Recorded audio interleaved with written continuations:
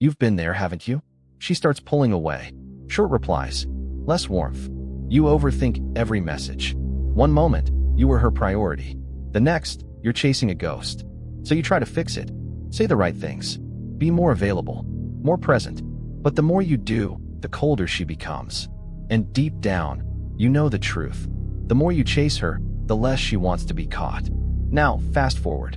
What if I told you there's one sentence that flips the dynamic instantly? No games. No tricks. Just one line, grounded in truth and built on self-respect. You don't say it to win her back. You say it because you mean it. And when you do, it haunts her in the best way possible. It's rare, bold, honest, and it makes her crave the one thing she can't get from anyone else. A man who doesn't need her to need him. Say this, and she'll think about you for days. Maybe weeks, but not yet. First, you need to understand why it works. Let's talk about why this sentence hits so hard. It's not just the words. It's the way you say them. More importantly, it's when you choose to speak at all. You see, the average man talks too much. He over-explains. He justifies. He begs to be understood. But not you. Not anymore. The Stoics knew something most men forget in today's world of noise. Silence isn't weakness. It's power under control. Marcus Aurelius, one of the most powerful men in history, journaled more than he spoke. He believed in observing, not reacting. He didn't raise his voice to prove his strength. He stayed still and let others reveal themselves. Why does that matter in attraction? Because women aren't drawn to noise. They're drawn to certainty, calm presence, steady energy, unshakable quiet. When you speak with no need for validation, your words feel rare, and rarity creates value. Most men talk to impress. They fill the air with compliments, overuse pet names, rehearse lines they found online. But you speak to impact. You say one thing, and it lands like a thunderclap in silence. Let me give you a truth you might not hear often. The less you say, the more she remembers. Why? Because when words are scarce, they carry weight. And when those words are backed by silence, poise, and calm energy, they're unforgettable. This is what separates casual interest from deep craving. Most guys don't get this. They think silence is awkward. They rush to fill the gaps. But those gaps, that space between words, that's where tension lives. And tension is what builds desire.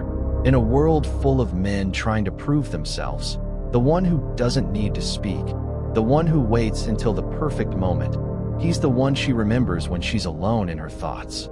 You see, craving isn't born out of overexposure. It's born in your absence, in your restraint, in your refusal to chase attention. And when you do speak, it's not with desperation, it's with intention. You're not afraid of silence. Because you know the silence after your sentence speaks louder than the sentence itself. Let me put it this way. 1,000 words can't do what one sentence, delivered at the right time with stoic control, can do in a woman's mind. Because that's the part no one teaches. She's not just listening to what you say. She's feeling who you are when you say it. And if you say something powerful, with zero neediness, zero flinching, zero chase, that sentence echoes in her for days. She replays it. She questions it. She wonders what you meant. She reads between the lines because you left space for her to do so. That's the art. That's the science. Say less. Feel more. Deliver words backed by quiet confidence and detachment from the result. This is stoic silence. Not cold, not passive, but clear, centered, and grounded. You don't chase her attention. You command it, without saying a word. You don't try to win her. You invite her to meet you in the calm, where the real connection lives. Not in noise, not in effort, but in stillness and presence. You become the man who doesn't force things. You let things come to you, and that includes her. And here's what most men miss. Women don't crave perfection. They crave certainty. And the most certain man in the room is often the quietest one. So when you speak, let every word come from truth. Let it come from peace. Let it come from knowing that even if she walks away, you'll be okay. Not because you don't care, but because your value isn't determined by someone else's reaction. That's what makes your words unforgettable. That's why the sentence we're building toward works. Not because it's clever, but because it's honest, detached, rare. It's not spoken to get her back. It's spoken to release yourself from the chase. And paradoxically, that's when she comes looking. Remember, The Stoics didn't just teach us how to survive hardship. They taught us how to live with power without having to prove it. And once you learn to speak like that, with silence behind your words, you'll never have to shout for attention again. Here's the truth no one tells you. She doesn't want you to prove yourself. She wants to figure you out. Most guys think attraction is a race. A race to compliment. A race to show interest. A race to convince her they're good enough. But here's the paradox. The more you show her, the less she needs to feel. Because what creates desire is not what's known. It's what's unknown. Mystery, not validation, is what makes her crave you. Think about it. We don't replay the conversations where everything was obvious. We replay the ones that left us questioning, guessing, wanting to understand more. You text her paragraph after paragraph. She reads it, maybe smiles, and forgets it within hours. But the guy who says less? Who answers with calm confidence, not panic? She thinks about him. Why? Because she doesn't know what he's thinking. She doesn't know if she has him. And that's where craving begins. Let me be clear. This isn't about playing games. It's about not giving away all your power too soon. When you overvalidate a woman, telling her how perfect she is, how you've never met anyone like her, how you're lucky just to be in her presence, she doesn't feel chosen. She feels worshipped. And admiration without boundaries? That doesn't build connection. It builds imbalance. And imbalance always tips toward disinterest. The Stoic man doesn't flatter. He observes. He doesn't rush to make her feel special. He lets her reveal whether she is.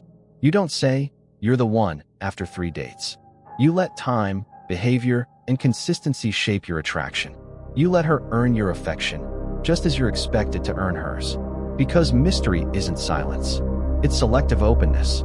It's revealing enough to build connection, but holding enough back to stay grounded in self-respect. You see, validation is easy to give. But when you give it too freely, it stops being valuable. It's like money. If everyone has it, no one protects it. But when it's rare, people chase it. They value it. They respect it. And it's the same with your attention, with your energy, with your words. If you're the guy who validates her just for being beautiful, you become noise. Background static. Just another voice blending in with the rest. But if you're the guy who holds his ground, who compliments her once with meaning, and then lets silence follow, she remembers that. She replays it. She asks herself why you haven't said more. Why haven't you chased me like the others? Why does he feel so calm, so certain, so unmoved? That's mystery. That's the seed of desire. Not anxiety, not insecurity, but curiosity. And curiosity is magnetic. When you say less, you give her room to imagine. You give her space to feel. You create emotional oxygen. And that's where connection breathes. Here's the mistake most guys make. They think expressing constant interest builds trust. It doesn't. It builds pressure. Trust isn't built through repetition.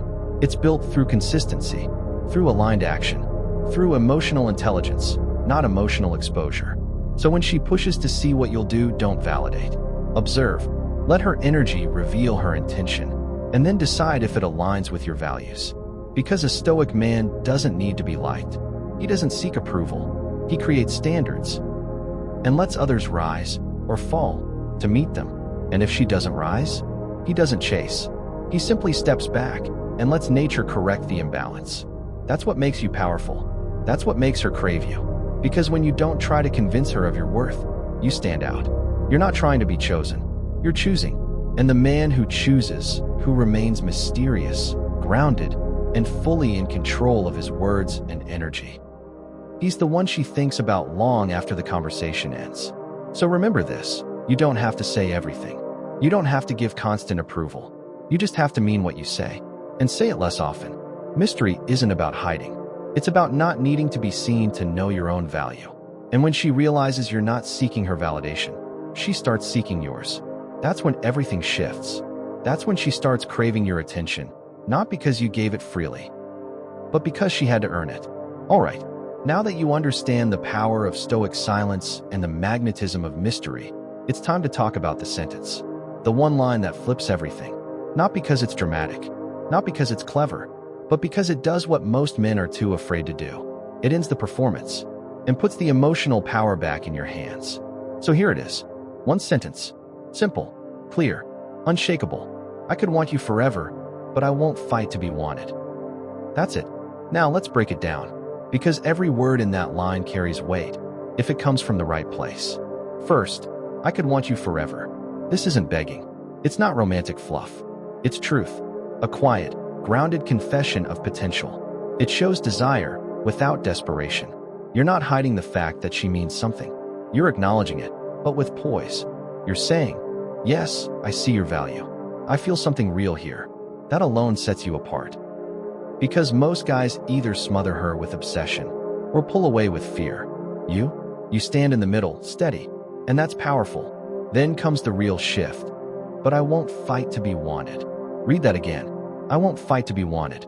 That's where everything changes. This is where you draw the boundary, with calmness, not bitterness, with peace, not pride. You're not saying she has to want you. You're saying that if she does, it has to come from her, from choice, not pressure. And when you say that, without anger, without trying to guilt her, you do what very few men ever do. You respect yourself more than your need to be accepted. That's magnetic. Because here's what happens next. She doesn't hear rejection. She hears freedom. And most of all, she hears certainty. She hears a man who is emotionally mature enough to walk away from uncertainty. A man who values peace over approval. A man who isn't here to fight for a place in someone else's life. And whether she realizes it immediately or not, that sentence begins to haunt her. She starts to question why you said it with such ease, why you didn't try to change her mind, why you looked her in the eyes and let the silence hang without flinching. That's what sticks, because it's not what she's used to. Most men, when they feel her pulling away, panic. They send long texts. They over-explain. They beg for clarity. They promise they'll do better. They offer more. But you offer one final sentence and peace. And that contrast? That's unforgettable. Let me be honest. If you say this sentence with the wrong tone, with bitterness, ego, or sadness, it won't work. It only works if you say it from grounded strength. From a place where you're not just performing strength, you are strength. This sentence is not a tactic. It's a testament. A testament to your inner security, your clarity, your emotional control, and most importantly, your boundaries. Because real attraction doesn't come from sacrifice. It comes from standards. And this sentence? It's the verbal expression of a powerful standard. I will desire you deeply, but only if that desire is mutual. And if it's not, I won't fight it. I'll walk away clean. When she hears that, she's forced to decide, not you. And the moment you take yourself out of the chase, the moment you let go, that's when craving begins. Because she's left with a question that echoes louder than any compliment. Why didn't he fight for me? And that question leads to another. What kind of man just walks away when he still wants me? That's where the pull starts. Not because you manipulated her, but because you showed her something rare, power without force, care without clinging, emotion without ego. So, when do you say this sentence?